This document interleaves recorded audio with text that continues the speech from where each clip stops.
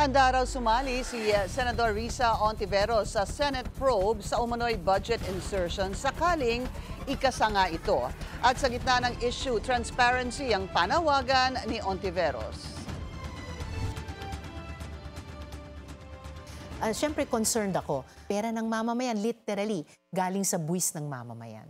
Dapat maging transparent pagdating sa national budget. Yan ang giit ni Senador Risa Hontiveros kasunod ng Politico.com report na nagsingit umano ng 142.7 billion pesos si SP Cheese Escudero sa 2025 General Appropriations Act. Dahil sa issue, mas lalong naging mahalaga na buksan sa publiko ang budget deliberations ng BICAM ayon kay Hontiveros. Hindi lang yung chairs ng dalawang panels, Senate at House, hindi lang yung full panels ng dalawang houses ng Kongreso, but any and all interested Filipinos, yung mga budget reform advocates, kayo sa media, or kahit sino pa sa mga kababayan natin.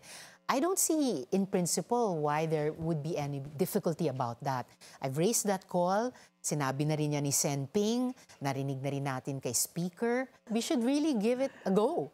Sa On Point ng Bilyonaryo News Channel, sinabi rin ni Hontiveros na hindi siya pabor sa panukalang sa August 4 pa simulan ang impeachment trial ni VP Sara. Una nang sinabi ni Senador Joel Villanueva na ang proposed date ay para bigyan ng sapat na oras ang Kamara at Senado to organize themselves. Parang ang tagal naman, from the 29th to the 4th, halos isang linggo. And gaya ng lagi kong sinasabi, mula nung 19th Congress na nag-convene ang Senate Impeachment Trial Court at nagkaroon kami ng jurisdiction sa process na ito, continuing process yan. In fact, as we speak now, Pinky, convened ang korte, ongoing ang trial, at anytime, pwede nang i-issue ng presiding officer yung mga summonses o mga invitations na iyon. The same way, pwede na niyang pasumpain yung mga bagong senador bilang senator judges din. But he has not, Senator. That's right.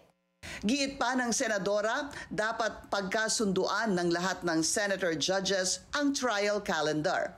Sa July 28 na ang unang session day ng 20th Congress. At ayon kay Senator Tito Soto, more than welcome si Hontiveros na sumali sa veterans block nila nina Senators Mig Zubiri, Loren Legarda, Ping Lacson at Lito Lapid. Bagay, veterano naman ako, second term ka na to. And I have to say naman na nirerespeto ko si Sen Tito, no? Yung pinakita niya bilang Senate President noon.